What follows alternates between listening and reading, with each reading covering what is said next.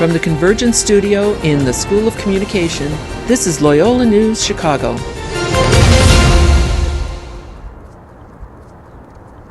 Hello and welcome to Loyola News Chicago. I'm Grace Runkle and here's the news. The U.S. House of Representatives has delayed the vote on the American Health Care Act. The bill has been the subject of debate since the estimate from the Congressional Budget Office that the bill would cause an additional 24 million people to be uninsured if it passes. The GOP bill calls for insurance premium increases for young people of 15% in 2018 and 18% in 2019, with potential decreases in 2020 and beyond. You can find out more about how this bill can affect students in this week's Loyola Phoenix. More than 80 organizations in Illinois are dedicated to helping victims of domestic violence. Loyola News reporter Ana Lucia Bustamante tells us about one unique referral program that keeps victims and their pets safe.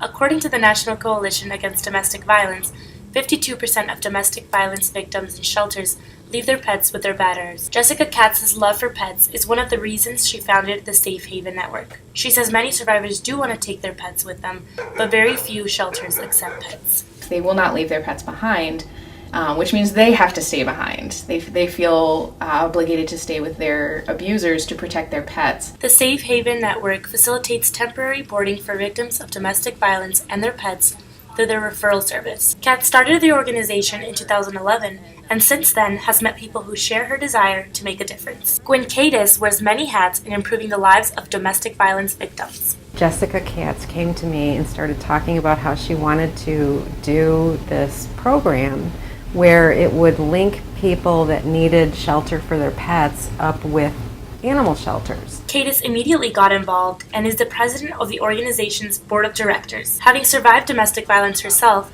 she dedicates most of her time running the Illinois Domestic Violence Hotline. Her close connection with the Safe Haven Network allows each of the organizations to expand the work they do. We just used them a couple of weeks ago for a woman who had 3 cats and had nowhere to put the cats. So far, the organization has helped 10 domestic violence survivors and their pets, but Katz is confident that the demand for the Safe Haven Network will increase as its mission continues to spread. Ana Lucia Bustamante, Loyola News Chicago. The Safe Haven Network hopes to eventually establish connections throughout the country. A Loyola graduate and Vietnam vet overcame homelessness to help other veterans struggling with the same problem. The Illinois State House recently honored him for his efforts. Bob Adams served in the Navy as a combat medic in Vietnam, but after returning home, he struggled with drugs and alcohol, forcing him to live out of his car. Adams turned his life around and earned a master's degree from Loyola in 1995. Then he created the Midwest Shelter for Homelessness. State Representative Jeannie Ives said Adams has helped more than 1,400 vets in the last 10 years. Over the last 10 years, Bob Adams has helped nearly 1,400 veterans and their families by providing transitional housing assistance to homeless veterans. The shelter will celebrate its 10-year anniversary and Adams' retirement on April 30th. Loyola students will have to find somewhere else to grab food in between classes near the Water Tower campus. The Chick-fil-A at the corner of Wabash and Chicago recently announced it will be closing for 2 months. When doors close April 1st, a series of renovations will take place.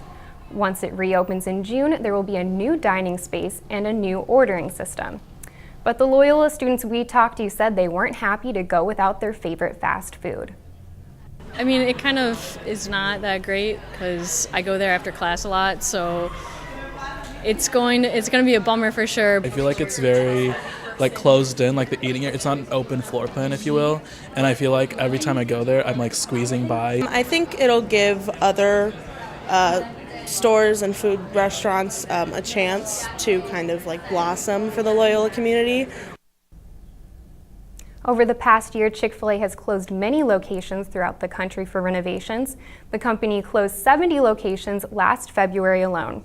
The next closest Chick-fil-A here in Chicago is about a mile south at State and Lake. Coming up on Loyola News, the big names highlighting this year's Lollapalooza Festival. And the Lakeshore Path is getting a $12 million upgrade. The changes you'll start to see soon when we come back.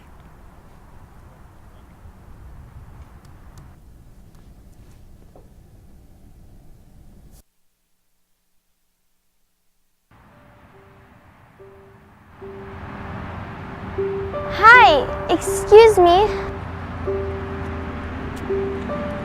Hi, excuse me.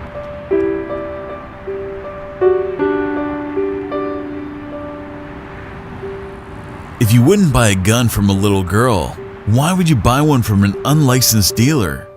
Help close the private sale loophole. Visit ICHV.org today. A popular attraction for Chicagoans and tourists alike is set to be renovated. Nader Issa takes us on a ride down the lakeside path where all the changes are set to happen. There aren't many people on the path today, but come summertime, it's packed. Bike riders, runners, and walkers fight for space shoulder to shoulder, but those people's concerns won't be here much longer.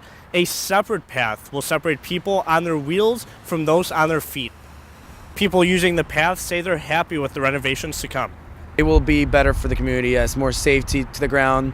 There'll probably be a lot of construction happening, so some of the beaches will have partially closed, so it's going to affect people as well. But in the long run, it's better for the community. Even when I was walking, I felt like I had to constantly keep looking behind me to make sure that nobody was coming up on me, and I think it would be a great idea. But one person says the money could be used in a better way.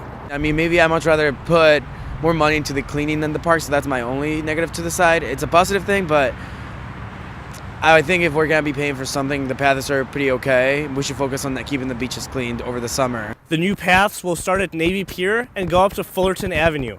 The renovations are expected to cost about $12 million. Nader Issa, Loyola News, Chicago. The renovations will include a repaved path for runners and walkers, but the city hasn't yet announced a start date for construction. And the Lollapalooza lineup is here, but the tickets are already gone. 4-day, 2-day, and 1-day passes sold out for the music festival within hours. Take a look at the headliners that got everyone so excited. Chicago native Chance the Rapper is headlining day 3 of the festival. Tickets for that day sold out in just 30 minutes. And here's a bright side, the Killers will return to Lollapalooza once again. So will indie band Arcade Fire. And moody pop Princess Lord will kick off the festival alongside Cage the Elephant. Throughout the 4-day festival, there will be more than 170 music acts. That's our news for today. Thanks for watching. We'll see you next time for another edition of Loyola News Chicago. Have a good day.